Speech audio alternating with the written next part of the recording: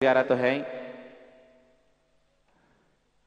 शीघ्रता से नाम प्रेषित करें किसी भाई के, किसी माताओं के, किसी बहन के भाव बन रहे हो। नहीं, लाइव चलेगा, 8 पास से लाइव हो जाता है, बस लाइव शुरू हो गया। लाइव प्रारंभ हो गया है। हाँ,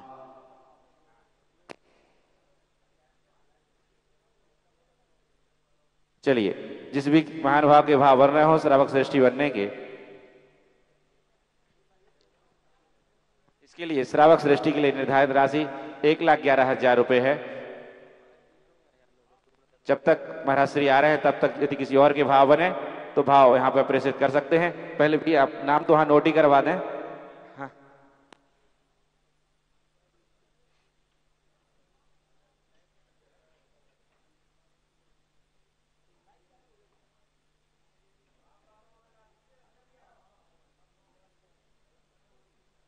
चलिए आप लोग आ जाइए। अन्नू भैया, सुकांत भैया जी, हमारे जो ब्रह्मचारी भैया जी और भी हैं वो आ जाएं और प्रथम अभिषेक करें। साथ में आप भी आ जाइए। आदरणीय सुकांत भैया जी, आदरणीय भैया जी आप भी आ जाइए, आप इधर से आ जाइए। और जिनके भाव बन रहे हैं सांध्यारा लेने के वो अपने नाम वहां पर जरूर नोट करा दें। आ जाइए। कौन थे भैया जी? कर्म प्रबंध निगड़ैरपि नैताप्तम् ज्ञात्वापि भक्ति वसता परमादिदेवम् त्वं शिव कलमच गणोन्मतनाय देव शुद्धोदकैरविनया मीमा। एक से एक पीछे दे दो भैया, एक से दो भैया जी आ रहे, भैया जी। सुकांत भैया जी आ गए।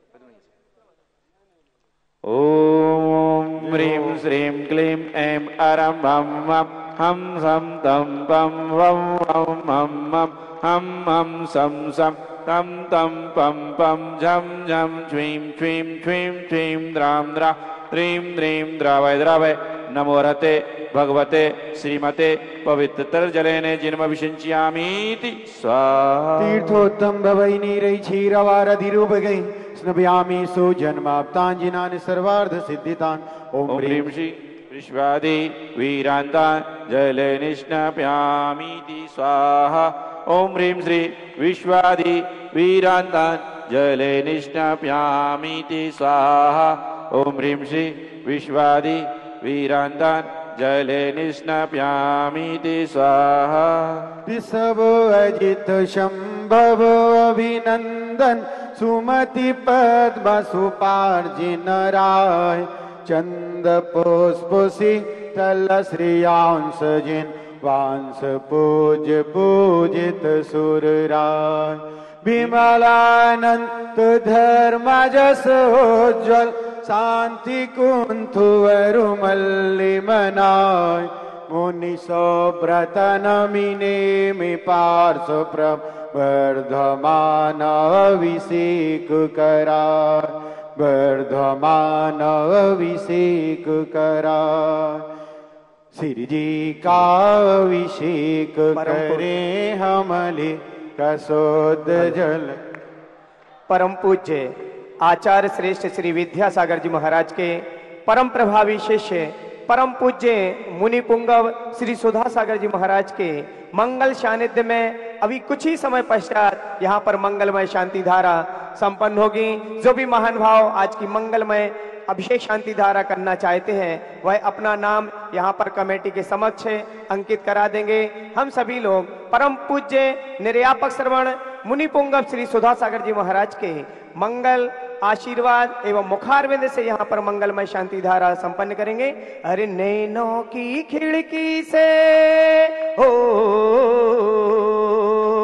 नैनों की खिड़की से भगवन पल पल में निहारू दिल में बसालू तेरी आरती उतारू डाले रहूं तेरे चरणों में डेरा डाले रहूं तेरे चरणों में डेरा।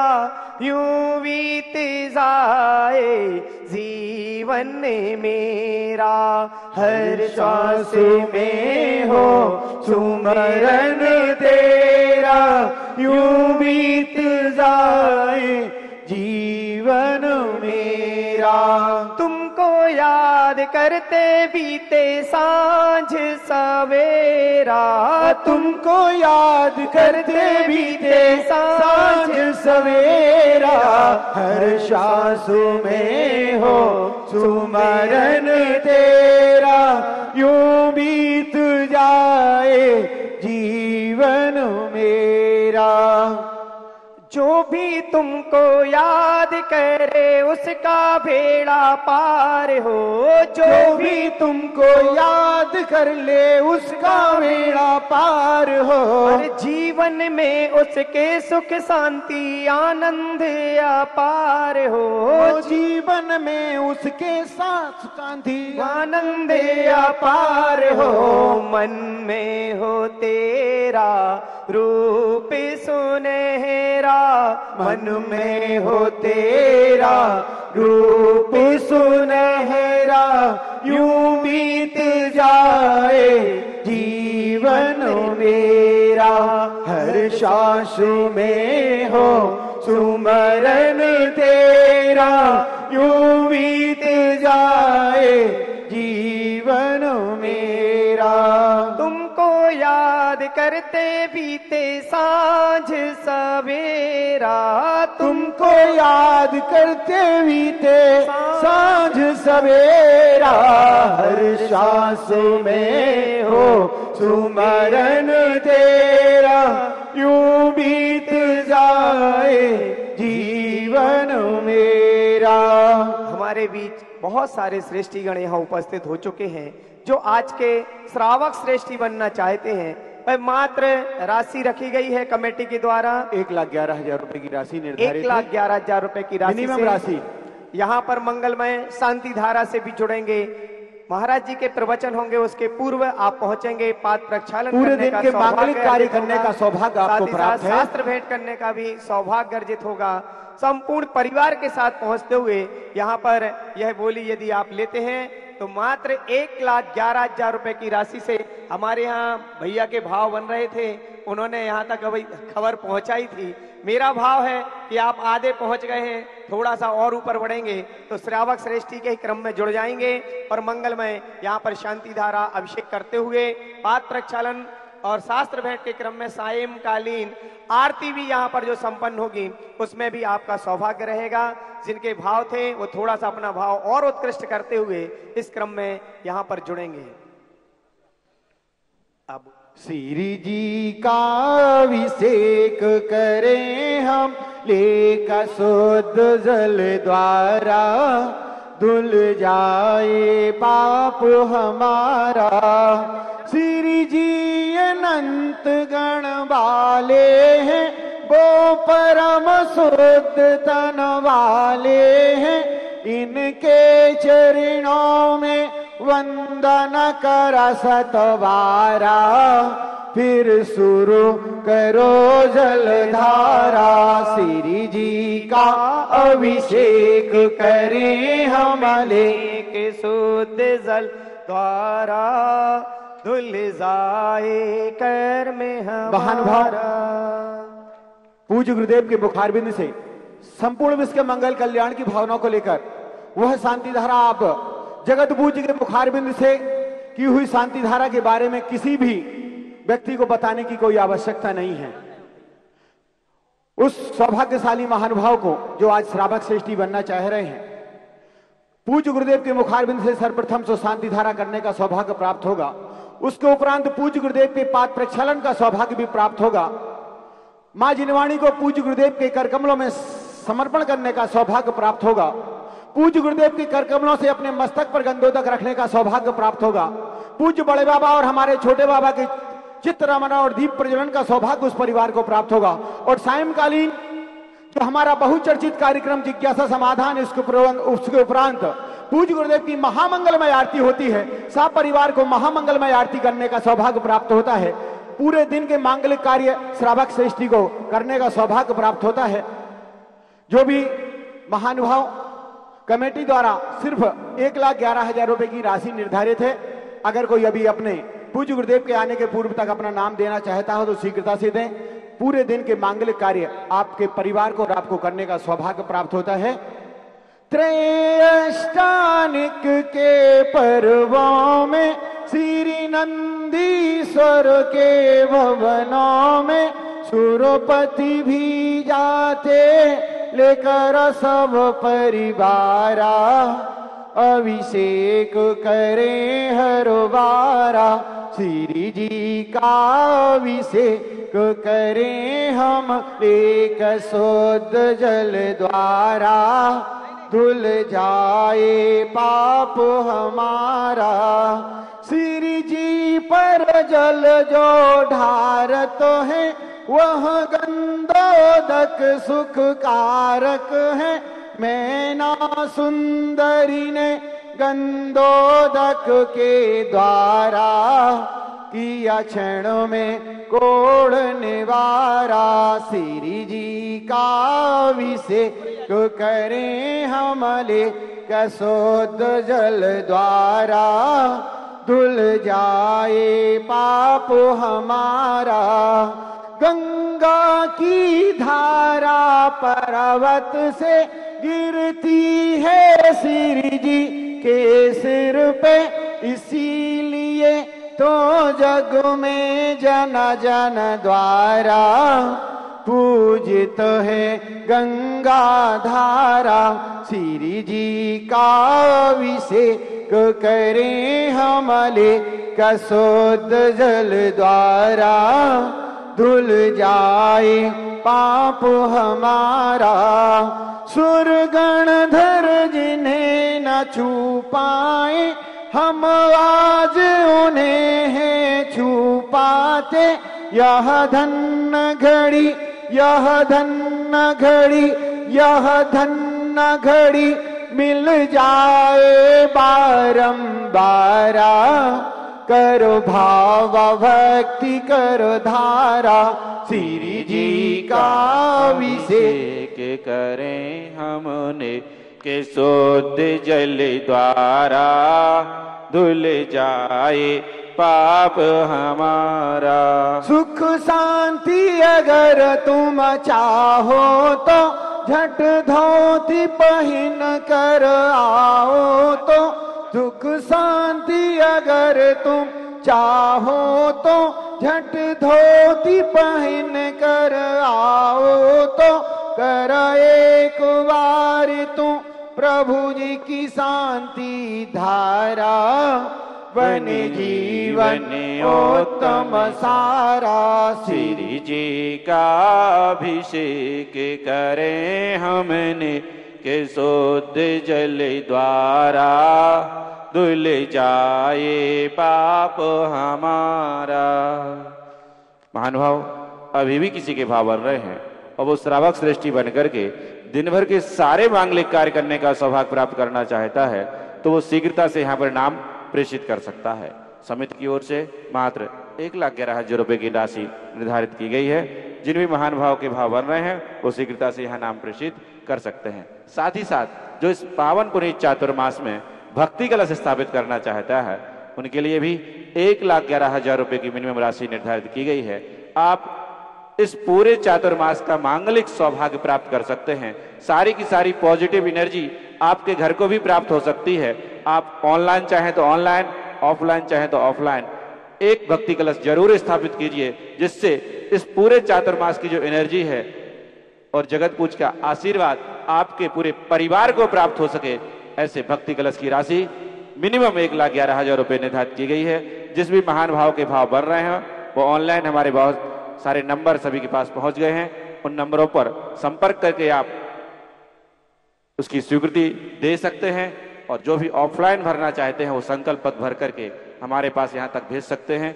इसकी राशि भी 1,11,000 रुपए निर्धारित की गई है। चलिए अभिषेक करते रहिए। जो अभिषेक के लिए रह गए हैं वो अभिषेक कर सकते हैं।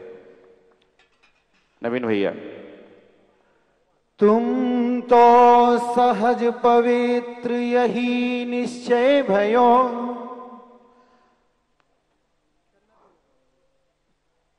तुम पवित्रता हेतु नहीं मज्जन ठयो। ऐसे प्रभु की शांत मुद्रा को नवन जलते करें जस भक्ति मन मनोक्ति है, हम भानु डिग दीपक धरे। तुम तो सहज पवित्र यही निश्चय भयो, तुम पवित्रता हेतु नहीं वजन ठयो। मैं मलिन रागादिक मलते हैं रहो, महामलिन तन में बसु विधि बस दुख सहो। बीतो अनंत्यों कालिया मेरी असुचिता ना गई, तिस असुचिता हरा एक तुम ही भरहु वांछा छित ठही। अब अष्ट कर्म विनाश सब मल रोसरा कादिक हरो।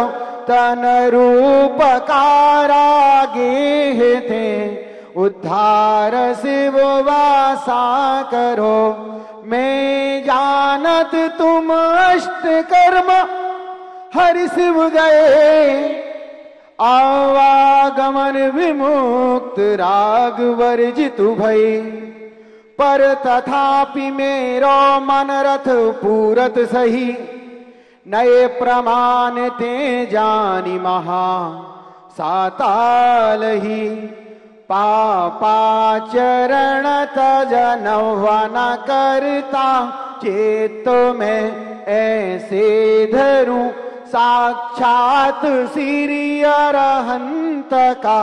मानो नवन परशन करूं, ऐसे विमल परिणाम होते। अशुभन शिशुभ बंदते, विधि अशुभन शिशुभ बंदते। हे शर्म सब विधि नाशते, पावन मेरे नयन भय तुम दरसते। पावन पानी भय तुम चरणन परसते। पावन मन है गयो तिहारे ध्यान ते। पावन रसना मानी तुम गुण गानते। पावन भई पर जाय मेरी भयो में पूरन धनी। मैं शक्ति पूर्वक भक्ति कीनी, पूर्ण भक्ति नहीं बनी।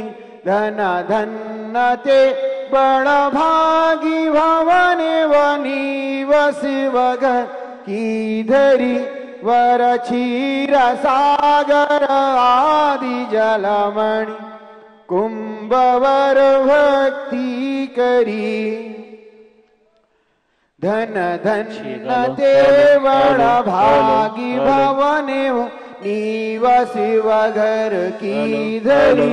वर क्षीर सागर आदि जलमणि, कुंभवर भक्ति करी। विघन सघन वन दाहन दहन प्रचंड हो, मोह महातम दलन प्रबल मार्तंड हो। ब्रह्मा विष्णु महेश आदि संज्ञा धरो, जग विजिए जमराज नासता को करो। आनंद कारण दुख निवारण, परम मंगलमय सही। मोसो पतित नहीं और तुम सो पतित तार्य सुनियो नहीं। चिंतामणि पारस कल्पतरु, एक भव सुख कारही। तुम भक्ति नव काजे चढ़े, ते भये भव दधि पारही। तुम भव दधि से तर गए, भये निकल विकार। तार तुम इस भक्ति को, हमें उतारो पार। हमें उतारो पार, हमें उतारो पार, हमें उतारो पार। जो भी माताएं हैं वो पांडाल के हमारे हाथ के दाईं ओर आ जाएं, इस ओर जो आ गई हैं माताएं भैया, बहनें भी सुन रही हैं, माइक की आवाज भी नहीं सुनाई दे रही है लगता है। बहनें भी उस साइड पहुंच जाएं, बहनें यहां से उठ जाएं, उस साइड पहुंच जाएं।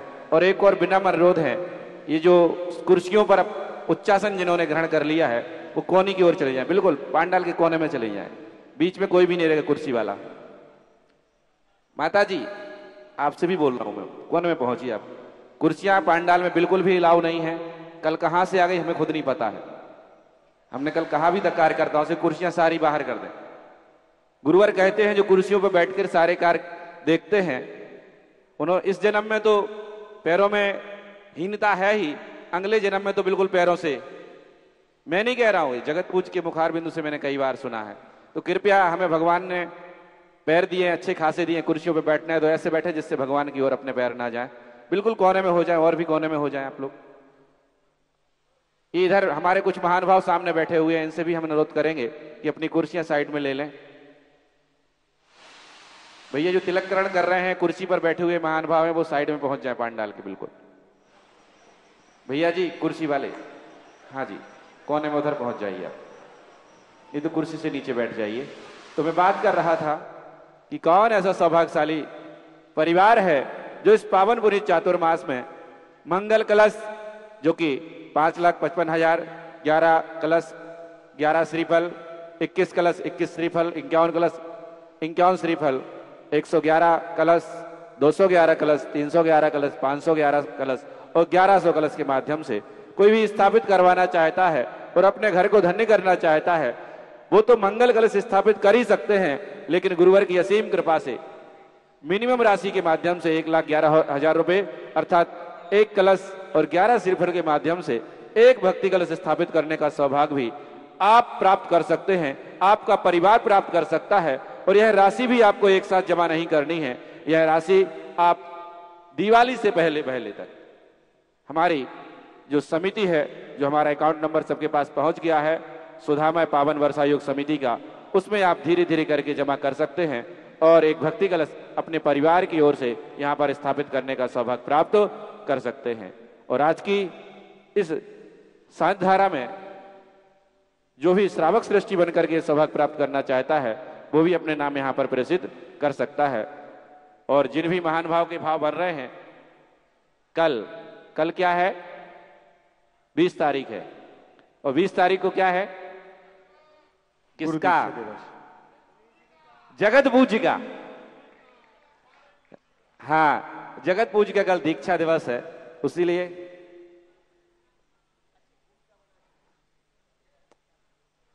सात समुद्र की मसी करो और लेखन सब बन रहा है, धरती सब कागज करो पर गुरु गुण लिखा ना जाए।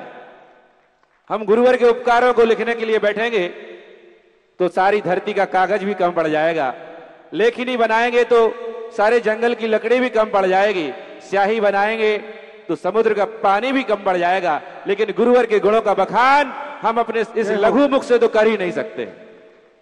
फिर भी संस्कृत में भी एक उक्ति और आती है, भुक्ता मृणाल पटली भवता निपीता।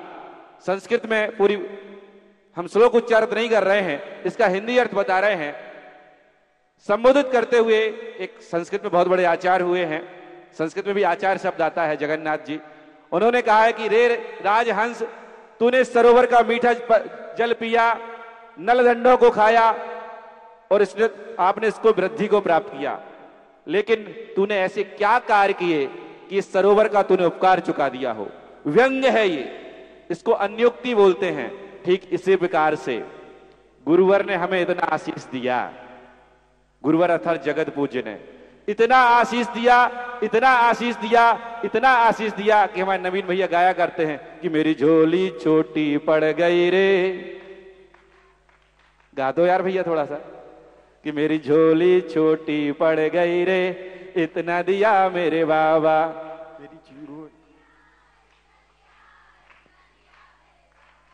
ओ मेरी झोली छोटी पड़ गई रे। मेरे बाबा क्या थे हम, क्या थे हम? पत्थर थे, पत्थर भी नहीं थे, अनगढ़ थे। लेकिन गुरुवर के आशीर्वाद से, गुरुवर की असीम कृपा से, जगत पूज्य के आशीर्वाद से एक नहीं, दो नहीं, अनेकानेक लोग तर गए, उनका उद्धार हो गए। जो रोड़पति थे वो करोड़पति बन गए, और जो करोड़पति थे वो अरबपति बन गए, और जो अरबपति थे वो खरबपति बन गए। हेलो, ऐसा हेलो, परम पूज्य चेक, हेलो, स्मरणीय जगत पूज्य निर्यापक श्रवण मुनि पुंगव श्री सुधा सागर जी महाराज का 42वां दीक्षा दिवस कल है। कल अर्थात 20/9/2024 दिन कौन सा है? कल शुक्रवार होगा, शुक्रवार को है। मैं 20 देश और विदेश के शुक्रवार सारे दर्शकों से, जो भी आदिनाथ चैनल, जिनवाणी चैनल के माध्यम से इस कार्यक्रम को लाइव सुन रहे हैं और जो यहाँ साक्षात विराजित होकर के भी सुन रहे हैं, उन सभी से अनुरोध करता हूं कि आप सकल दिगंबर जैन समाज सागर विद्या सुधामय पावन वर्षायुक्त समिति की ओर से मैं अनुरोध करता हूं कि आप गुरुवर के 42वें दीक्षा दिवस को घर पर लाइव देख करके नहीं, सागर में यहाँ साक्षात विराजमान होकर के, मुख्य पंडाल में विराजमान होकर के मनाएं। क्योंकि लाइव देख करके जो मनाने में मजा नहीं है, जो साक्षात यहाँ मुख्य पंडाल में विराजमान होकर सागर वालों का तो एक परम सौभाग्य है कि पूज्य गुरुदेव का मंगलमय पावन वर्षा योग सागर में चल रहा है। तो सागर के तो प्रत्येक व्यक्ति को तो आना ही आना है। कल जगत पूज्य का 42वां दीक्षा दिवस मनाने का सौभाग्य ये अपनी आंखें देखेंगी। सागर के समस्त बच्चों से लेकर बूढ़ों को तक को आना ही है, और समस्त विश्व के जितने भी प्राणी जो भी आ सकते हैं, इन आंखों को अपने परिपूर्णता दें। और कल पूज्य जगत पूज्य का हम 42वां दीक्षा दिवस मनाएंगे। जो घर में बैठे देखेंगे वो बात अलग है, और जो आने में सक्षम है और आ सकते हैं, जिनकी अनुकूलता है, उन सबको यहां आना चाहिए। कल पूज्य गुरुदेव का 42वां भव्य दीक्षा दिवस हम सब लोग मिलकर मनाएंगे। गुरु उपकार दिवस, गुरु दीक्षा दिवस तो है ही, लेकिन अपने ऊपर तो गुरु ने क्या किया है? किया कि नहीं किया? हमें लगता है नहीं किया। किया। जोर से बोलो, किया कि नहीं किया? क्या किया है? उपकार किया है। तो अपने लिए तो गुरु दीक्षा दिवस तो है ही, गुरु उपकार दिवस भी है। परम उपकारी निर्यापक श्रवण तीर्थ चक्रवर्ती हृदय सम्राट जगत पूज्य निर्यापक श्रवण मुनिवर श्री सुधा सागर जी महामुनिराज की जय हो। प्रातः स्मरणीय संत श्रोमणीय आचार्य भगवान 108 विद्यासागर जी महामुनिराज की जय हो। पूज्य आचार्य गुरुदेव 108 समय सागर जी महामुनिराज की जय हो। दिल में नाम तेरा है, तू भगवान मेरा है। दिल में नाम तेरा है, तू भगवान मेरा है। मैं भक्त तेरा हनुमान सा तू। दिल में नाम तेरा है, तू भगवान मेरा है। दिल में नाम तेरा है, तू भगवान मेरा है। मैं भक्त तेरा हनुमान सा तू नाम मेरा है। जयकारा गुरुदेव का, जयकारा गुरुदेव का, जयकारा गुरुदेव का, जयकारा गुरुदेव का। पीर चक्रवर्ती जगत पूज्य निर्यापक श्रवण मुनिवर श्री सुधा सागर जी महामुनिराज की। पीर चक्रवर्ती जगत पूज्य निर्यापक श्रवण मुनिवर श्री सुधा सागर जी महामुनिराज की। नमोस्तु भगवान, नमोस्तु भगवान, नमोस्तु भगवान। चलो 16 वाले बैठे जल्दी, टाइम जिनकी शांति धारा है पहुंच जाए। चलो ओम ह्रीं श्रीं क्लीं ऐं अरहं वं वं हम शं तं पं वं वं मं मं हम हम शं शं तं तं पं पं झं झं झीं झीं छीं छीं द्राम द्राम द्रीम द्रीम द्रावय द्रावय नमो रहते भगवते श्रीमते ठाठा सृष्टि श्री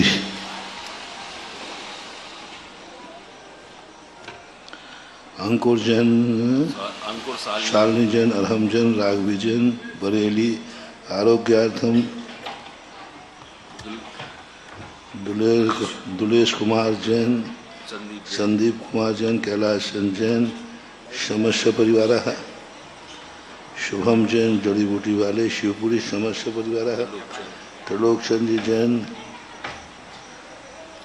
श्रीमती करण जैन, अमित जैन आदि समस्त मुन्नालाल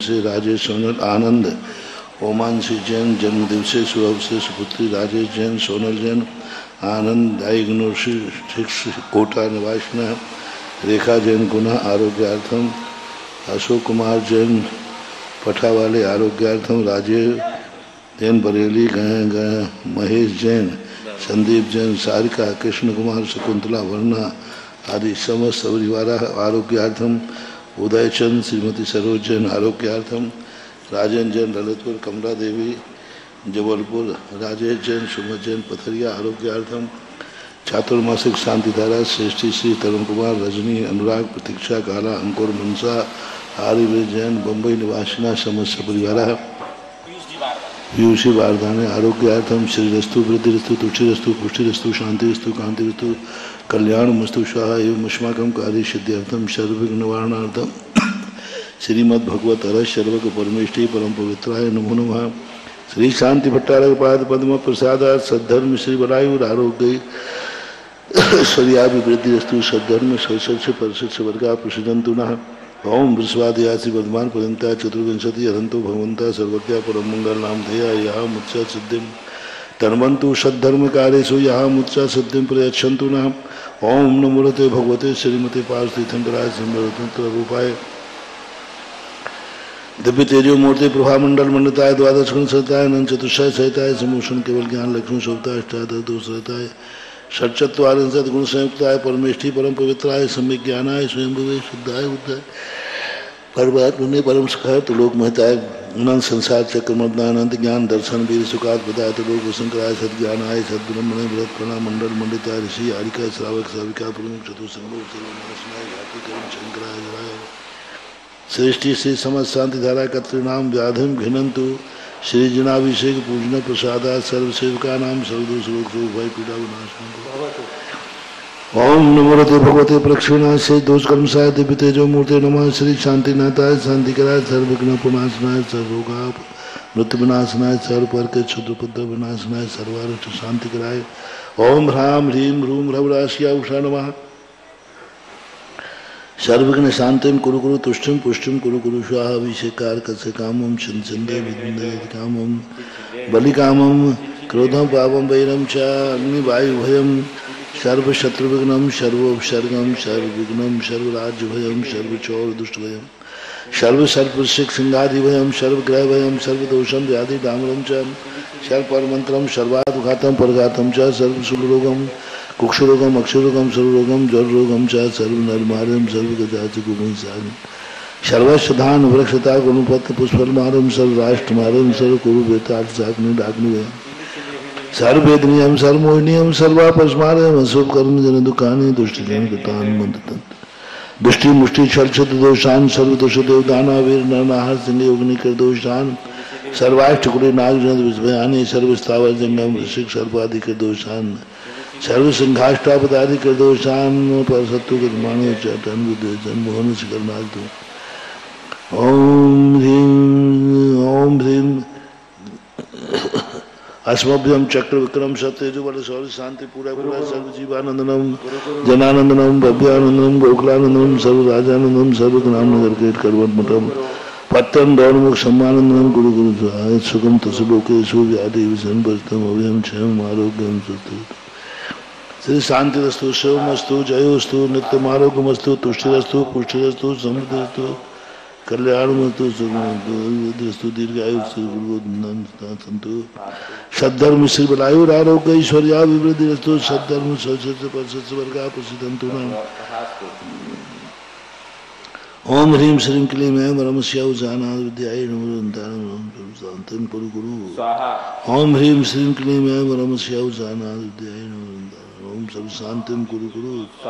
आयुर्वल्ली विलासम सकल सुख बलय द्रागे अत्वाजन बंदीरम वीरम मुपने अत्वा तनु तुष्कृति में सिद्धिम वृद्धिम समृद्धिम प्रतिद्रम स्फुट चैतापम कांतिम शांतिम समाधिम वितत जगता उत्तमा शांति धारा संपूजकाना प्रतिकालिकानां यतीन्द्रिशामनितपोधनानां देशस्य राष्ट्रस्य पुरस्य राज्ञा करोतु शान्तिं भगवज्जिनेन्द्र करोतु शान्तिं भगवज्जिनेन्द्र। ओम ह्रीं श्री छत्र लीजिए। ओम ह्रीं श्री अष्टप्रातिहार मध्ये छत्र स्थापयामि चवर। ओम ह्रीं श्री अष्टप्रातिहार मध्ये चवरद्वय स्थापयामि अर्घ। ओम ह्रीं शांतिधाराभिषेकान्ते विश्वादिविरान्तेभ्यो अनर्घ पद प्राप्ते अर्घ्यं निर्वपामीति स्वाहा इत्याशीर्वाद परिपुष्पांजलिं क्षिपामः। ओनली 3-4 लोग ही जिनने नाम लिखवाए थे। भैया साइड से आई। ये 4 लोगों ने जिनने भी अभी नाम दिए थे वो ही महानुभाव पधारे, इसके अलावा कोई भी ऊपर न पहुंचे। मैंने गुरु के चरण पखारे सौभाग्य हमारे। मैंने आगे कोई ना आए, लाइव चल रहा है, सब लोग टाइम लेट जाना हो गया। चलिए हाथ जोड़े शीघ्रता से। हे स्वामी नमोस्तु, हे स्वामी नमोस्तु, हे स्वामी नमोस्तु। आपकी मंगलमयी दिव्य देशना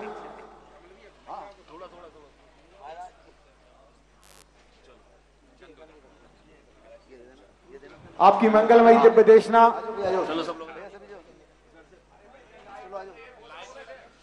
हम सभी का मोक्ष मार्ग प्रदान करें। जय श्री ओम नमः सिद्धेभ्यः। जय श्री ओम नमः सिद्धेभ्यः। जय श्री ओम नमः सिद्धेभ्यः। जय श्री ओम नमः सिद्धेभ्यः।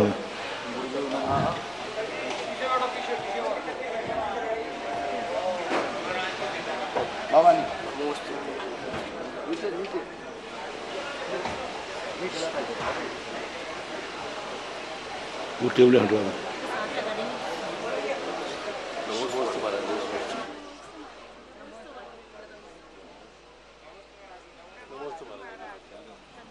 वो टेबल हटा दो वहां से।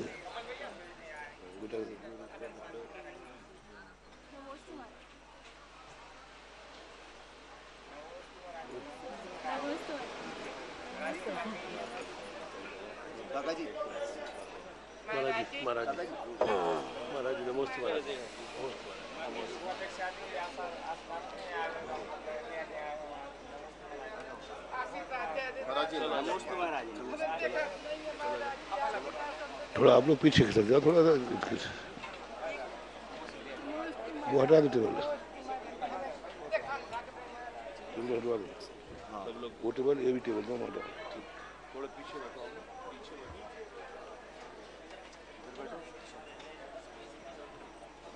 भगवान वाली बैठा, भगवान वाली बैठा जल्दी। पंच परमेष्ठी भगवान की आचार्य श्री गुरुवर कुंद कुंद महाराज की आचार्य श्री गुरुवर विद्यासागर महाराज की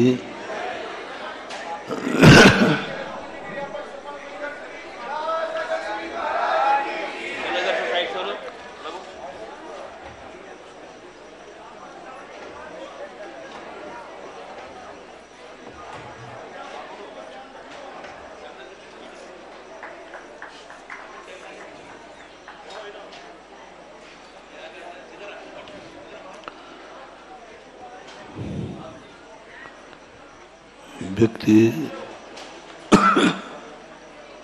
संसार में व्यक्ति के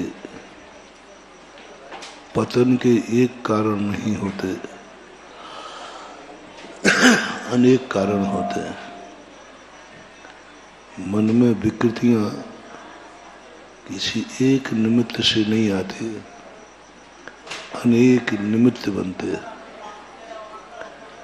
संसार में कोई दुश्मन किसी एक कारण से नहीं बनता, अनेक कारण मिलते हैं। और कोई भी कार्य हो, कोई भी एक कारण से कभी कार्य नहीं होता। अनेक कारण मिलकर के एक कार्य करते हैं।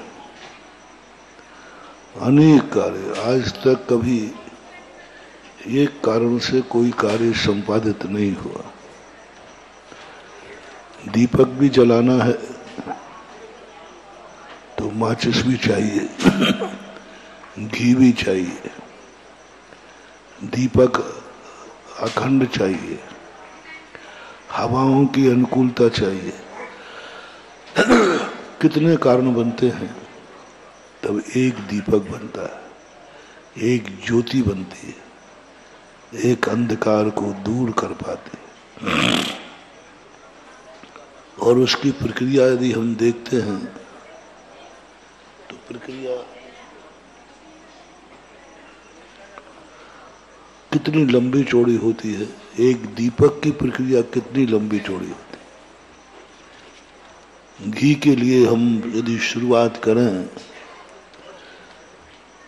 तो किसी ने कहा कि दीपक चाहिए,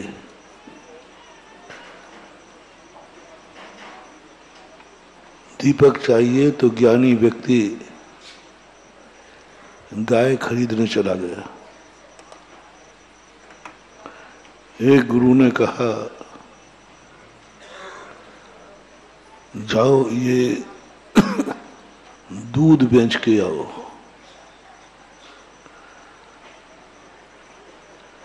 दूध बेच के आओ, और दे क्या रहा था, घास, भूसा। तो शिष्यों ने सोचा कि भाई साक्षात भूसा दे रहा है और कह रहा है ये दूध बेच के आओ। अब दूध बेच के कैसे आए, सामने तो भूसा दिख रहा है।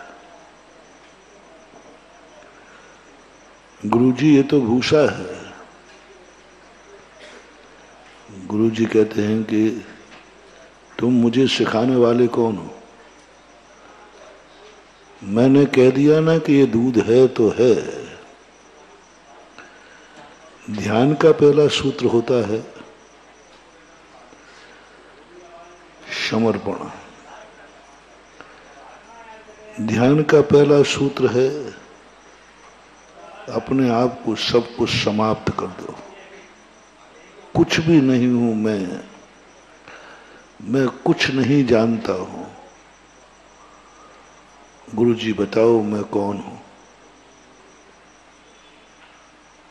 यदि तुमने कहा कि मैं फलाना चंद हूं, फलाने का बेटा हूं, ये सब चीजें गुरु के पूछने पर मायना नहीं रखती। लेकिन इससे ज्यादा तुम कुछ जानते नहीं हो। जो तुम हो बस उससे ज्यादा तुम्हारे ज्ञान में है ही नहीं। तुम अपने आप को यदि 24 घंटे की स्थिति देखो तो तुम खुद अपने आप में ऐसा मानोगे कि मैं कुछ हूं ही नहीं। तुम हो क्या, तुम ये नहीं समझ पाए अभी तक। तुम कहते हो मैं फलाने पिता का बेटा हूं। पिता तो मर गया, अब बेटा कौन कहेगा? तुम कहो कि मैं पिता हूं, बेटा मर गया, फिर क्या है? तुम कहो मैं पति हूं, पत्नी मर गई तो क्या है? भाई हो, जिनकी बहन नहीं है वो भाई कैसे है? तुम मनुष्य हो तो मनुष्य गति भी चली जाएगी। 24 घंटे में आप देखना तुम स्वयं क्या हो ये बताओ। जितने भी अपने टाइटल फेस हो रहे हैं सब पराधीन है। एक भी अनुभूति स्वाधीन नहीं हो रही, पराधीन हो रही है। एक भी कभी तुम्हें अनुभूति हुई हो कि सब कुछ लुट जाए तब भी मुझे मालूम है कि मैं कौन हूं। हमारे पास जो कुछ भी है सब कोई ना कोई कारण से है, हम द्रव्य बन ही नहीं पा रहे, हम तत्व बन ही नहीं पा रहे। हमें इन पदार्थ रूप में, वस्तु स्वरूप में ऐसा उलझा दिया कि मैं अपना अस्तित्व भूल गया। इसलिए आप लोगों को जब पर का अभाव होता है तो रोना आ जाता है, क्योंकि तुम्हें लगता है अब बचा क्या, अब बचा क्या, कुछ रहा ही नहीं। उस समय ये अनुभूति नहीं होती, सारी दुनिया भली मर गई हो, मैं तो हूं, ये अनुभव नहीं आता। वहां अनुभव क्या आता, अब बचा क्या है, अब क्या बचा, कुछ नहीं बचा, सब कुछ कब बचा के। अब हमारे जिंदा रहने से भी ये दो चीजें आप लोगों की सबसे ज्यादा वीक हैं। जब घर में तुम्हारा धन वगैरह भी लुट जाए तो कहते अब सब चला गया, अब क्या बचा, अब चोर मान लो सब ले गया, तो एक ही सब, वो तो सब ले गया, अब क्या बचा, अब मतलब नहीं। घर में कोई मर जाए तो भी तुम कहते अब क्या रखा, पिता की छाया थी उड़ गई, और बेटा बिटिया चला जाए तो फिर तो समझ लो तुम बचे नहीं। तुम कहते हो अब तो रहने से मतलब ही क्या निकला, अब काहे के लिए जी रहे, क्या जीने से मतलब क्या। उस समय अध्यात्म ग्रंथ काम करता है। अध्यात्म ग्रंथ का अर्थ ये नहीं है कि कुछ सद्भाव दिला देना। संसारी व्यक्ति सदा अभाव में जीता है। पहला सबसे बड़ी कमी है अभाव की। तुम लोग दुखी क्यों हो, तुम इस बात से दुखी हो जो तुम्हारे पास नहीं है उसकी अनुभूति कर रहे। पहला एक क्रम बना रहा हूं, तुम्हारे पास जो है उसका आनंद नहीं है, तुम्हारे पास जो नहीं है उसका दुख तुम्हें है।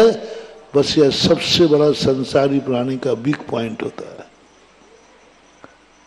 दाम बिना निर्धन दुखी, तृष्णा वश धनवान, कहूं न सुख संसार में, सब दग देखो जान। इतना खतरनाक शब्द है ये, अभाव की अनुभूति है। और ये अभाव की अनुभूति हमें इतना परेशान करती है कि चक्रवर्ती को भी चैन से सोने नहीं देते, भोजन की थाली को खाने नहीं देता। बस अभाव, यह मेरे पास नहीं है। जो नहीं है उसकी तो हम टेंशन कर रहे हैं, जो है उसका आनंद नहीं ले रहे हैं, आते ही नहीं आनंद। और ये सबसे बड़ा मूर्ख अज्ञानी, इसी को हमारे यहां मिथ्या दृष्टि बोलते हैं। जब जब तुम्हें अभाव की अनुभूति हो, समझ लेना अब बुरे दिन आने वाले। बहुत बड़ा मोटिवेशन दे रहा हूं। जब जब अभाव की अनुभूति हो, बुरे दिन आने वाले। जो हमारे पास है उसकी कीमत नहीं। मैं बहुत बार कहता हूं, आपके पास साइकिल है, ये कोई गाड़ी है क्या, ये कोई गाड़ी है क्या। गाड़ी कहती मैं तुझे छाती पे बैठा के ले जा रहा हूं, मुझे ही खोज रहा है, चल खत्म कर इसको। 90% जो आपके पास, ये कोई चीज है क्या। वो साइकिल कह रही मैं ही तेरा उपकार कर रही हूं। 99% लोग साइकिल को कोसते हैं, और बाजू से कोई गाड़ी और निकल जाए तब तो साइकिल उठा के पटक कर देगा कि अगली दिवाली तक वो साइकिल भी नहीं बचना तुम्हारे पास, पैदल चलोगे। बहुत बड़ा ये जैन दर्शन ने अध्यात्म का रूप ले लिया, लोक व्यवहार ने उसे, रैकी ने थैंक्स का रूप ले लिया। अपनी जिंदगी में मैं बहुत बार कहता हूं, झोपड़ी है, कोई झोपड़ी है क्या? दिवाली के दिन आपके हाथ में सूखी रोटी है, बिल्कुल बाजरे की, दिवाली का दिन है, बोलो 99% लोग क्या कहेंगे? कोई भोजन है क्या? ये तो कुत्तों को भी नसीब नहीं होता, जानवर, कोई भोजन है क्या? खत्म, अगली दिवाली तक वो रोटी भी गायब हो गई। ये कोई भोजन है क्या? कोसना, अपनी किस्मत को कोसते रहते, ये कोई किस्मत है क्या? अपनी जिंदगी को कोसते रहते, ये कोई जिंदगी है क्या? बहुत बड़ा मोटिवेशन दे रहा हूं, सारे जगत के लोग सुने। जो तुम्हारे पास है, जो दशा भी है, उसको यदि आपने कोस दिया, ये कोई जीवन है क्या? बहुत जल्दी तुम्हारी अकाल मौत होने वाली है और तुम्हें वो जीवन मिलेगा कि मनुष्य भी बनोगे तो 2 मिनट से ज्यादा जिंदगी नहीं मिलेगी। घर में आओगे, घर में मर जाओगे, सम्मूर्छन हो गए, अल्पायु वाले हो गए। अल्पायु वाला कौन होता है? जो बार बार अपनी जिंदगी को कहता है, ये कोई जिंदगी है क्या? इस जीने से क्या फायदा है? ऐसा परिणाम आते पूज्यवर रविशरण आचार्य महाराज पद्म पुराण। अपने जीवन के प्रति हतोत्साहित होना, अपने जीवन के प्रति ये भाव आना, ये कोई जिंदगी है क्या? बस उस समय तुम्हें आत्मघात नाम का, एक परघात और एक आत्मघात नाम कर्म का कर्म आता है। इसमें आत्महत्या का भाव आता है, स्वयं मरने का भाव आता है। क्यों आता है? क्योंकि उसने कई बार अपनी जिंदगी को ये कहा, ये कोई जीवन है क्या? ये कोई जीवन है क्या? ये कोई जीवन है क्या? इसके 2 पाप बंद हो जाते। एक तो आत्मघात नाम कर्म का बंद होता है, तुम खुद अपनी जिंदगी को आलोचना कर रहे हो, तुम अपनी जिंदगी का खुद घात कर रहे हो। तुम्हारी जिंदगी का दूसरा कोई बुराई नहीं कर रहा है, तुम खुद अपनी जिंदगी की बुराई कर रहे हो। दुनिया में ऐसा व्यक्ति नहीं देखा जो खुद की वस्तु की बुराई करे, खुद की बुराई करे। अरे अपने कारनामों की बुराई करो तो फिर भी ठीक है, लेकिन तुम तो खुद की बुराई कर रहे हो। मेरे से बुरे काम हो रहे हो तो आलोचना करो, ये कोई काम है क्या? अपने बुरे कारनामों की आलोचना करने की छूट दी है, अपनी जिंदगी की आलोचना करने की छूट नहीं दिया। कारनामे की बुराई करो, तुम में कोई दुर्गुण है, तुमसे कोई अपराध हो गया है तो उस अपराध की निंदा करो, जिंदगी की निंदा नहीं करना। कितना भी बड़ा पापी क्यों ना हो, स्वयं कोई प्रायश्चित नहीं लिखा कि तुमने इतना पाप किया हो तुम खुद फांसी पे चढ़ जाओ, इज्जत वाले हो तो। राजा तो फांसी दे गई, सरकार तो फांसी दे गई, इसकी अपेक्षा स्वयं फांसी पे चढ़ जाए तो कैसा रहेगा? एक अपराधी है जिसको फांसी की सजा भूल चुकी है, इससे अच्छा है वो पहले ही अपने हाथ से फांसी लगा लेवे ना। मरना तो हो गया, राष्ट्रपति आज का भी खारिज हो गई। बहुत बड़ा रहस्य बता रहा हूं, फांसी सजा भूल चुकी, फांसी लगना ही है, 5 मिनट बाद फांसी लगना है। तो फांसी लगने की अपेक्षा स्वयं फांसी लगा ले ना। नहीं, राजा फांसी देवे, फांसी पे चढ़ जाए,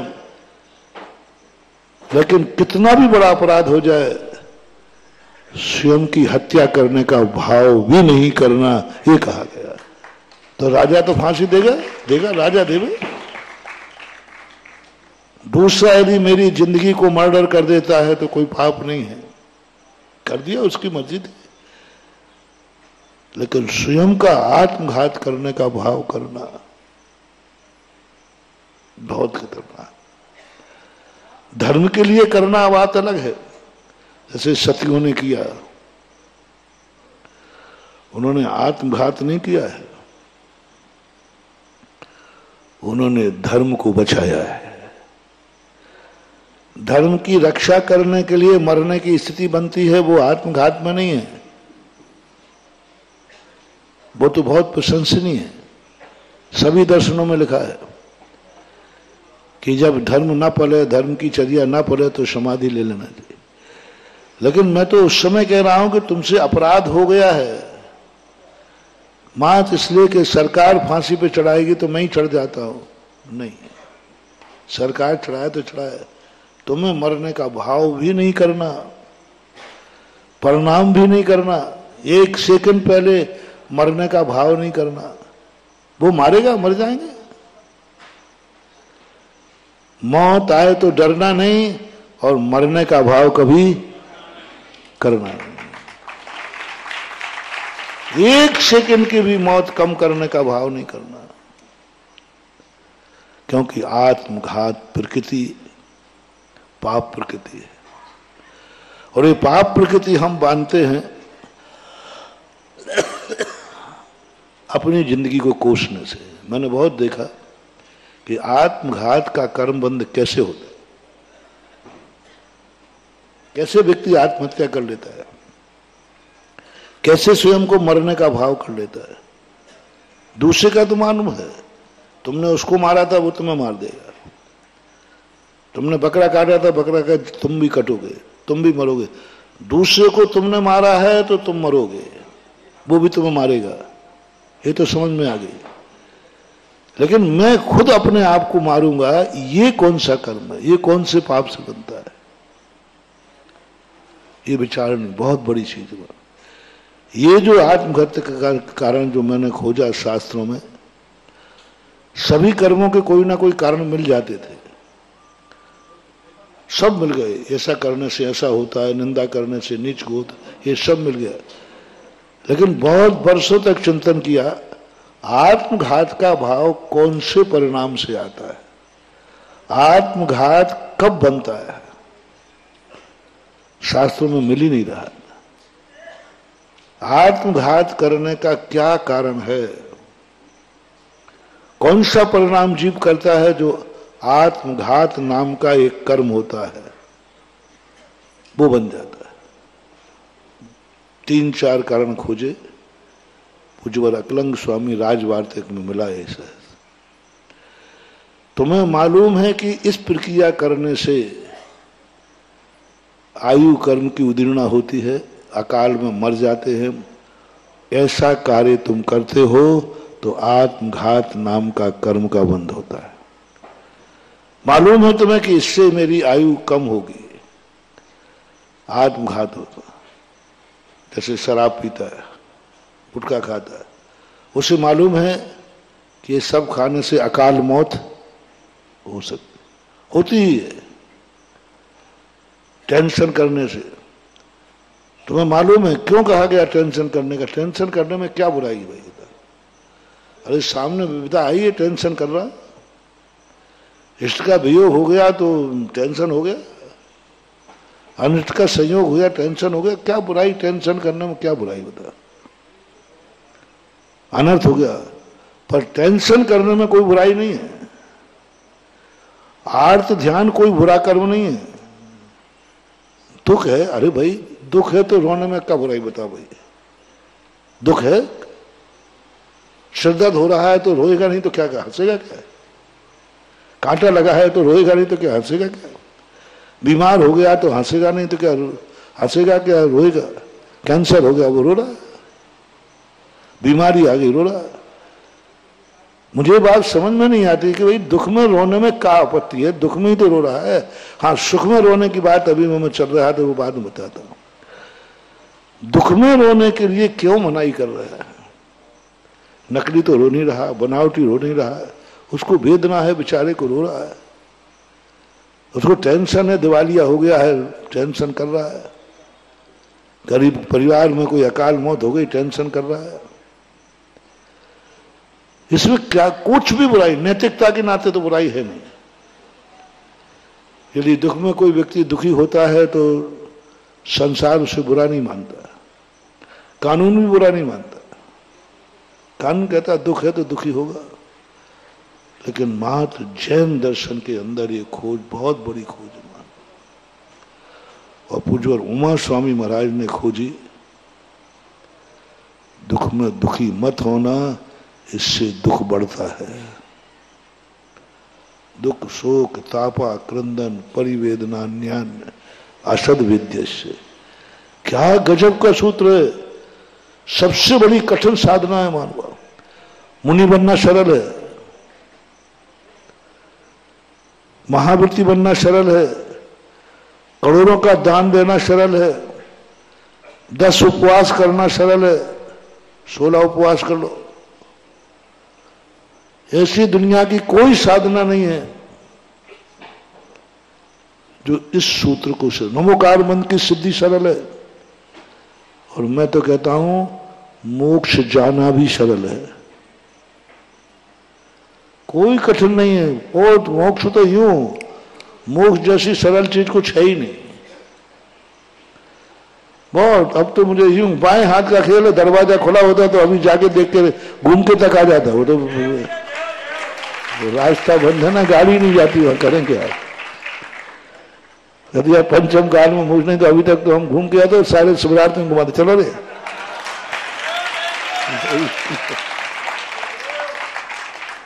लेकिन क्या करें, वहां बंद है, स्टे लगा हुआ है, हम नहीं जा सकते। पंचम काल के जीवन नहीं जा सकते, भाई ठीक है। और मुनि बनना तो इतना सरल है, इतना सरल है, बहुत बहुत बिल्कुल इतना सरल है, कुछ है ही नहीं। कुछ मुनि बनने में पता नहीं लोगों ने हुआ मचा रखा है।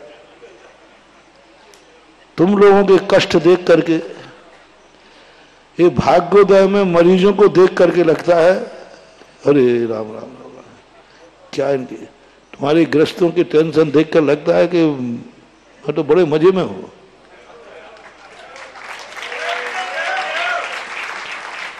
तुम्हारी गृहस्थी इतनी खतरनाक है, इतनी खतरनाक है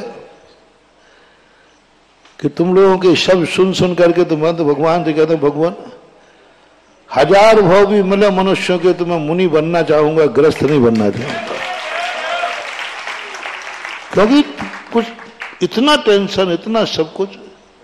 मुनि बनना बहुत सरल है, बहुत, कुछ भी कठिन नहीं है, कुछ भी कठिन नहीं है। लोगों ने बजा रखा तलवार की धार पे चलना। अरे काय की तलवार चल रहा, काय की तलवार की धार चल रहा हूं, यूं बढ़िया चल रहा हूं। मुझे तो कभी महसूस नहीं हुआ कि तलवार की धार पे चलना। मुनिचर्या में तो मुझे आज तक कोई परेशानी नहीं हुई कि मैं ऐसा टेंशन आया हो कि ये चर्या मैं कैसे पालूं। एक भी चर्या में कभी भी विकल्प नहीं आया कि चर्या बहुत कठिन है। जैसे ही हमें कठिन लगती है तो मन से कहता, मन कहता है देखो बहुत चर्या कठिन है, गृहस्थ के कष्ट सुनाओ। तो नहीं, उससे तो अच्छे हैं, उससे तो अच्छे हैं। तो बोले उससे अच्छे हैं तो शांत बैठ। मुनि बनने में कुछ नहीं करना महानुभाव, मन की तरंगे मार ले, बस हो गया भजन, आदत बुरी सुधार ले, बस हो गया भजन। क्यों भैया, है क्या धर्म को? धर्म को लोग हुआ समझते हैं, ये धर्म है, ये धर्म है। मैं तो कहता हूं धर्म तो बेचारा इतनी अपनी सुविधाएं मिलाता है। भगवान महावीर स्वामी ने जितने उपदेश दिए जीने के लिए दिए, अच्छी तरह जियो। जो भी त्याग कराए अच्छी तरह जीने के लिए, मरने के लिए कोई त्याग नहीं, अच्छी तरह जीने के लिए सब कुछ कराए। और लोगों ने इसको तमाशा बना रखा, लोगों ने हुआ बना रखा है। प्रतिमाएं लेना हुआ, अरे काहे का हुआ है? थोड़े से मेहनत होती, उसके ज्यादा फिर बीमारियों की मेहनत। मन की तरंगें थोड़ी सी कंट्रोल कर लो, महत्वाकांक्षाएं, इच्छाएं, वासनाएं, बस ये 3 चीजें ढूंढ लो। इच्छा, महत्वाकांक्षा और वासना, ये 3 चीजें खतरनाक है। महत्वाकांक्षा क्या कहलाती है? अपनी जिंदगी की आवश्यक वस्तुओं को पूर्ति करना इच्छा नहीं है। भूख लगी तो रोटी खाना इच्छा नहीं है, प्यास लगी पानी पीना, बीमार हो दवाई खाना नहीं। तुम्हारा बचा रहा हूं मैं। अरे बीमारी में दवाई खाना कौन सी इच्छा है? वो तो उसका कार्य में। जितनी जिंदगी में जीने के लिए जिन जिन चीजों से हमारे प्राण जा सकते हैं, उन चीजों को ग्रहण करना है। ग्रहण करने का भाव करना ये कोई पाप नहीं है, इच्छा भी नहीं है, ये आवश्यकता है। इच्छा में और आवश्यकता में बहुत अंतर है। भूख लगने पर रोटी खाना ये इच्छा नहीं है, ये आवश्यकता है, कुदरत की देन है। कुदरत ने कहा नहीं खाओगे मरोगे, मैं क्या करूं उसके लिए? पानी नहीं पियोगे मरोगे, बीमारी में दवाई नहीं खाओगे मरोगे। दवाई खाना, अरे दवाई काहे की पाप है, काहे के लिए खा रहे हो दवाई? वो चमनप्राश मदान मीठा लगता है ना, इसलिए खा रहा हो।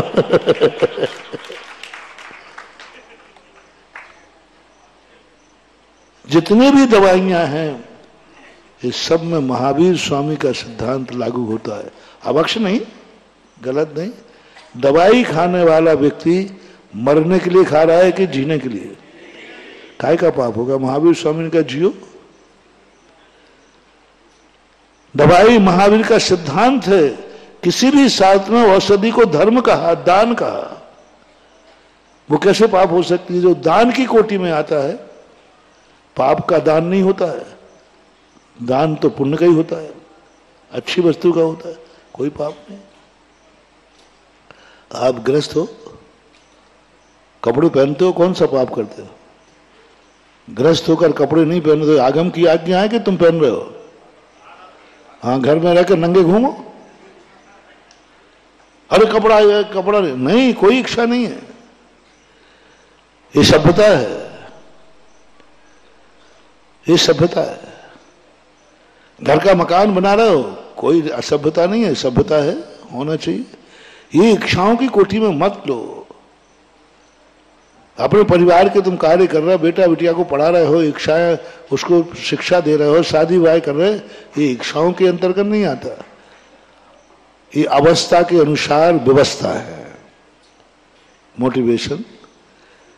पहले अपनी अवस्था पहचानो कि अवस्था क्या है, और अवस्था के अनुसार जो जो व्यवस्थाएं हैं, उन व्यवस्थाओं को आप इच्छाओं में नहीं लेना, पाप में नहीं लेना, क्योंकि उस अवस्था में वह ग्रहण करना ही व्यवस्था है। उस अवस्था में वह चीज ग्रहण करना ही व्यवस्था है, उसको कुछ नहीं कर सकते, कुछ नहीं कर सकते। शांतिनाथ भगवान को चक्रवर्ती बनना पड़ा। उनके राज्य में भी मिथ्या दृष्टि लोग थे, मिथ्या अनायतन थे। चक्रवर्ती होकर, तीर्थंकर होकर के अनायतनों की रक्षा कर रहे, अनायतन को सुरक्षा दे रहे। अनायतन किसे कहते हैं? 6 अनायतन, कुगुरु, कुदेव, कुसात, उनके प्रशंसक। शांतिनाथ की प्रजा में कुगुरु, कुदेव, कुसात को मानने वाले प्रशंसक थे कि नहीं थे? प्रजा थी उनकी, और प्रजा की रक्षा की। कितने अन्य आयतन को किसी ने तोड़ लिया, कब्जा कर लिया, तो वो उसको सुरक्षा प्रदान करेंगे कि नहीं? शांतिनाथ भगवान है, राजा है, और किसी अजय नायक साहब इन्होंने हमारा मंदिर तोड़ दिया, और शांतिनाथ सम्यक दृष्टि है, जैन है, और मंदिर अन्नमति का है, जनधन विरोधी है, और राजा जैन है। बोलो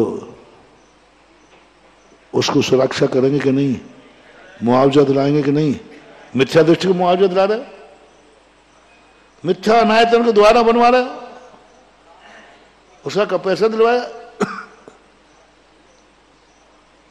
राजगद्दी पे बैठे हो, यहां धर्म की नीतियां नहीं चलेंगी। राजा की अवस्था है तो राजा की व्यवस्था करना पड़ेगी आपको।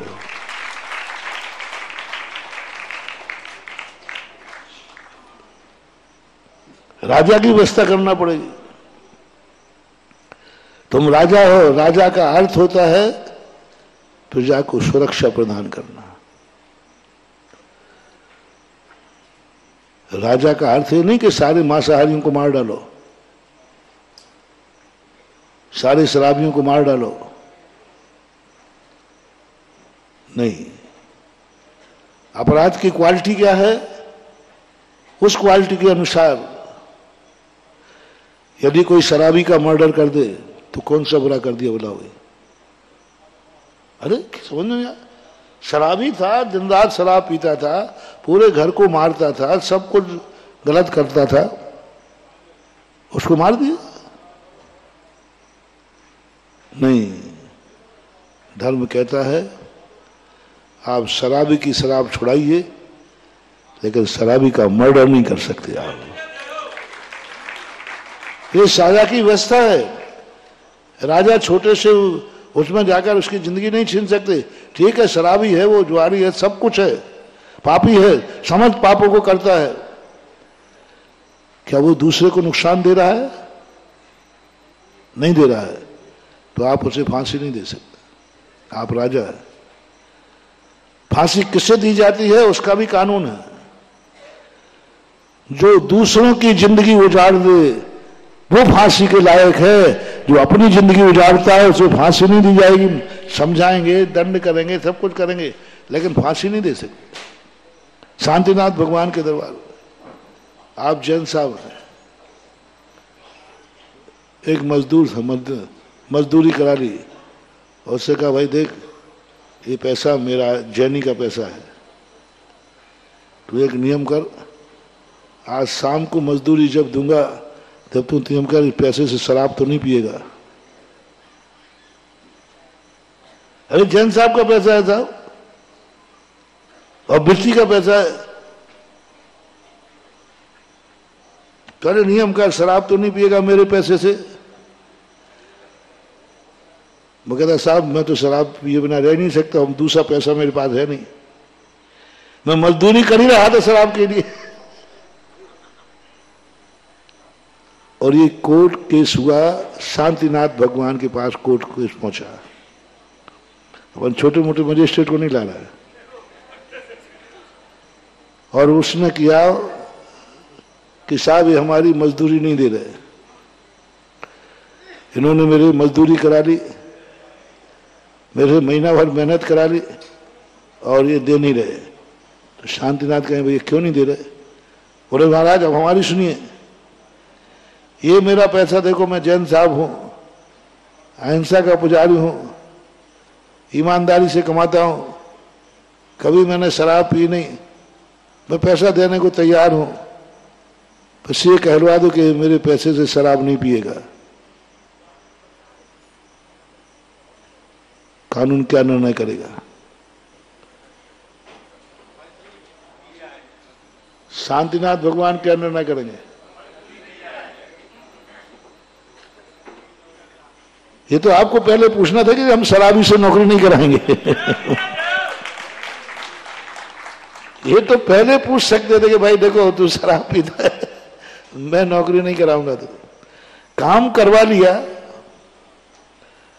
अब कानून उसके पक्ष में। वो कहता साहब मैं शराब पीऊंगा पीऊंगा पीऊंगा, मैंने मजदूरी इसी के लिए ही करता हूं। कानून चाहे शांतिनाथ भगवान हो, फैसला होगा आपको उसके लिए मजदूरी देना। ठीक है, आप समझा सकते हो, कर सकते हो, लेकिन मजदूरी नहीं रोक सकते। शांतिनाथ भगवान ने शराबी के लिए पैसा दिलवा दिया, दिलवाना पड़ेगा, ये कानून की व्यवस्था है। आप तीर्थंकर तो होंगे, राजा की अवस्था है तो आपको राजकीय कार्य करना पड़ेगा। करते हैं, किए हैं उन्होंने। हम किसी की जिंदगी को रोकने के अधिकारी नहीं हो सकते और उसके बदले में कुछ और करें। इसलिए जो तुम्हारी जिंदगी, तुम्हारी अवस्था, सबसे पहले पोजीशन देखो, तुम क्या अवस्था में हो, तुम कौन हो, तुम्हारी पोजीशन क्या है, फिर उसकी सारी व्यवस्थाएं तुम बनाओ, कोई बात नहीं, तुम्हें कोई दोष नहीं लगेगा। अब इच्छाएं जो होती हैं, इच्छाएं वो होती हैं जो इच्छाएं हमारे अनुकूल नहीं है। अब देखना इच्छा को पाप कैसे कहा। इच्छा को पाप मैंने खोजा, इन सब चीजों को मैंने बरी किया, क्योंकि इनको इच्छाओं का निरोध करने की बात कही है। तो मैंने कहा रोटी का निरोध करूं? बोले नहीं। उन्होंने कहा इच्छाओं का निरोध, जो तुम्हारे पद के अनुकूल नहीं है उनके प्रति यदि तुम्हारी नीयत खराब हो रही है तो वो इच्छाओं के अंतर्गत आएगा। जो तुम्हारे, तुम जैन हो, जैन के अनुकूल नहीं है वो कार्य तुम कर रहे हो। तुम पिता हो, पिता के विपरीत कार्य कर रहे हो। तुम अपने आप को बेटा मानते हो, बेटा के प्रतिकूल कार्य कर रहे हो। तुम अपने आप को पति मानते हो, पति के विरुद्ध कार्य कर रहे हो। तुम अपने आप को भाई मानते हो, भाई के विरुद्ध कार्य कर रहे हो। तुम अपने आप को महाराज का भक्त मानते हो और महाराज के विरुद्ध कार्य कर रहे हो। तुम मंदिर में भगवान को मानते हो और मंदिर में ही तुम विरुद्ध कार्य कर रहे हो। तुम नवोकार मंत्र को मानते हो और नमोकार मंत्र से विरुद्ध कार्य करा रहे हो। राम की हत्या करना है, ओम ह्रीम अरम शांतिनाथ इंद्राय नमः। ये है कि इच्छाएं, और इसका अर्थ दूसरा होता है महत्वाकांक्षा। महत्वाकांक्षा जो बनती है वो जितना तुम पा नहीं सकते उससे अधिक में। महत्वाकांक्षा गलत की नहीं, अच्छे की। जितना तुम्हारे पास नहीं है उससे अधिक पाने की इच्छा करना। तुम्हारे पेट में जठराग्नि खाने की क्षमता नहीं है और अधिक खाने का भाव करना, इसको बोलते हैं महत्वाकांक्षा।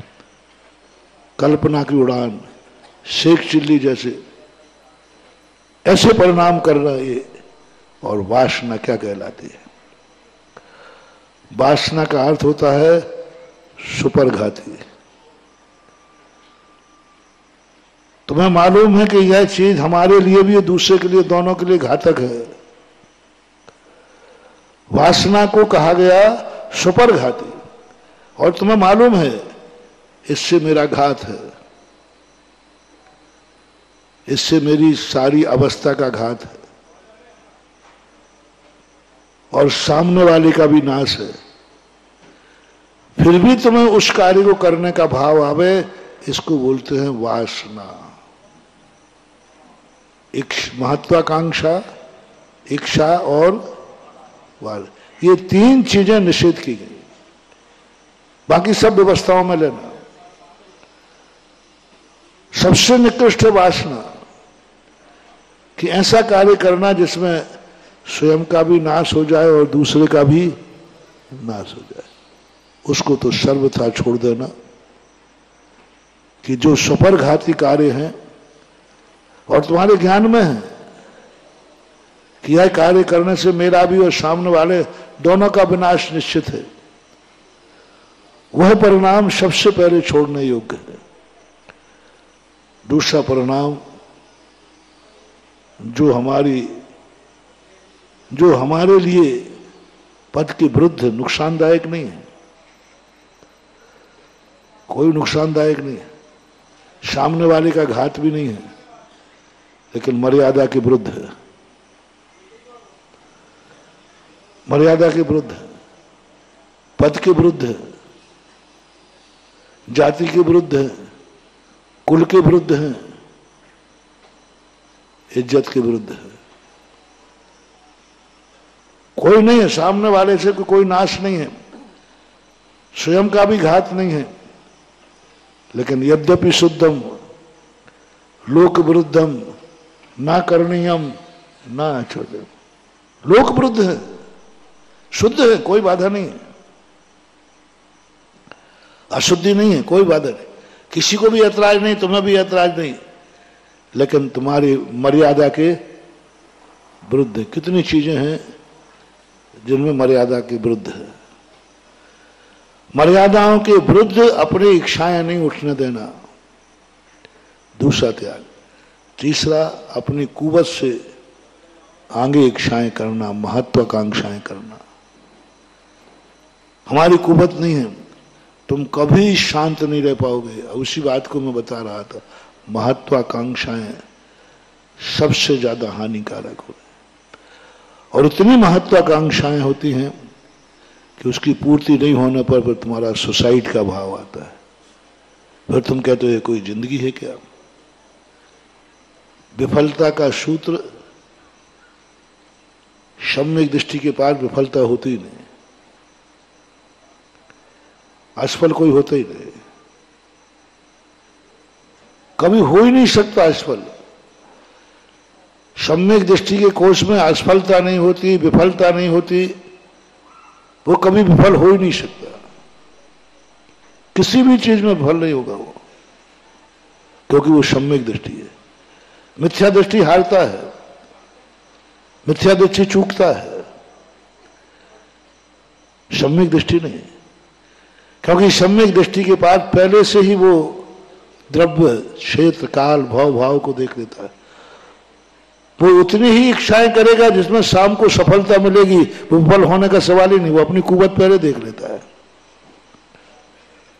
उसने देख लिया कि मेरी किस्मत में लाख रुपए महीना कमाना है, वो 75,000 रुपये कमाने की इच्छा करेगा।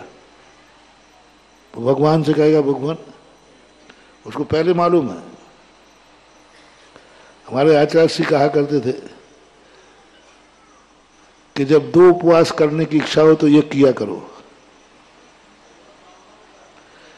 3 की हो तो 2 किया करो, 1 की शक्ति हो तुमने 2 कर लिए तो बस रात में सोते समय कुआ बावड़ी पे चाट के ठेबरे पे चाट खाओगे स्वप्न में।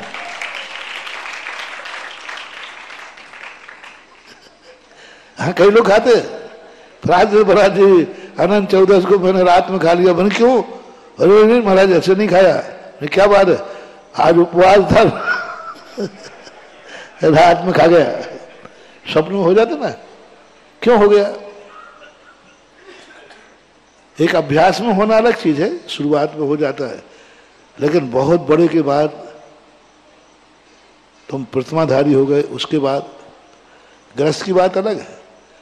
मुकुट सप्तमी की बच्चियां करती हैं, उनको माफ है।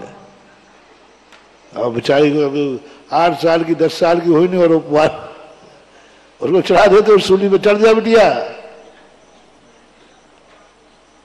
चढ़ जाओ। उसको बेचारी कर दिया, बोल रात मम्मी सुबह हुआ कि नहीं, और रात के 11-12 बजे से वो बेचारी फिर उसको सुलाते, फिर जगाते, फिर सुलाते, और सुबह होते होते कहाँ लिखा है कि बच्चियां करना चाहिए मुकुट सप्तमी?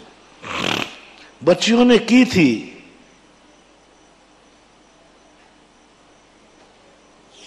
इतनी छोटी बच्चियों से भी मत कराओ, उनको रात निकालना मुश्किल हो जाए, हार्ट ध्यान हो जाता है, गिलानी हो जाती है, कहाँ के नियम बना रखे। फिर भी यदि उस बच्ची के रात में स्वप्न में खाना पीना हो गया तो कोई बड़ी बात नहीं, प्रतिमाधारी के। और हम मुनिराज को, हमने उपवास किया और रात में स्वप्न में यदि खाना पीना हो गया तो मुनि को माफ नहीं है, स्वप्न में भी।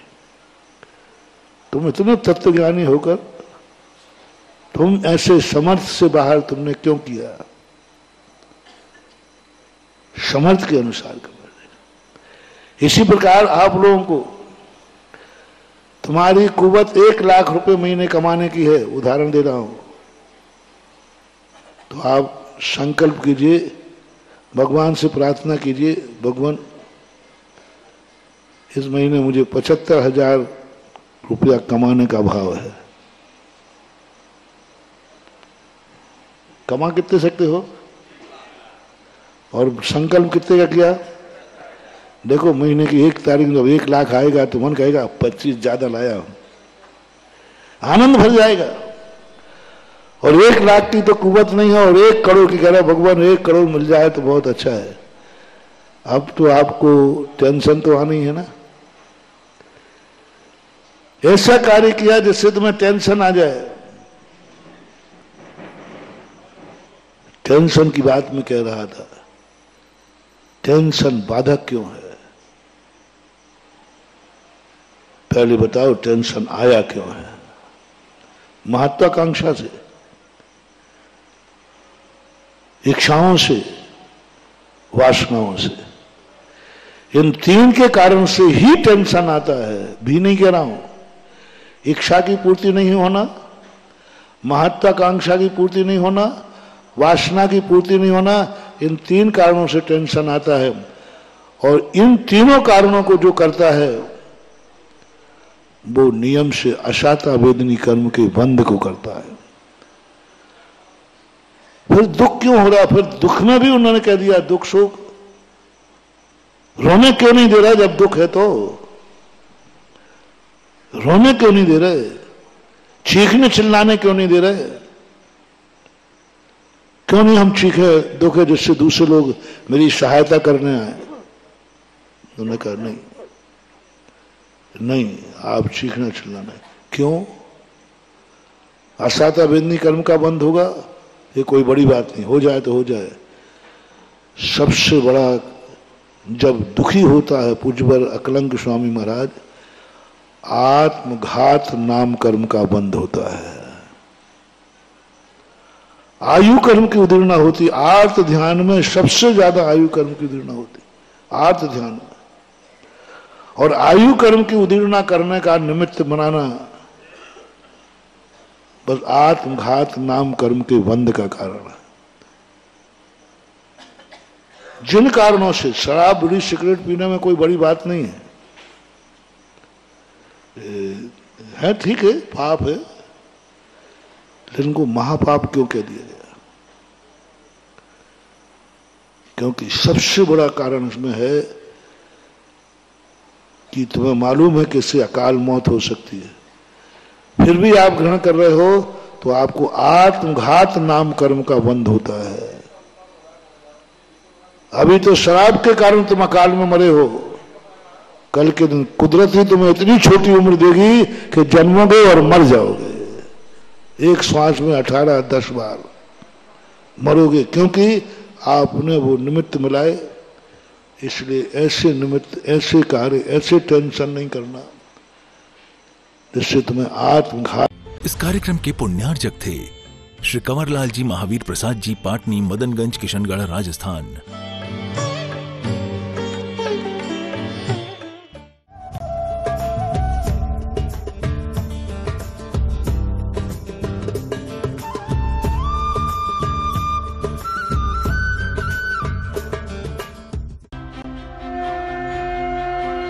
आप देख रहे हैं आदिनाथ टीवी चैनल, अनादि से अनंत की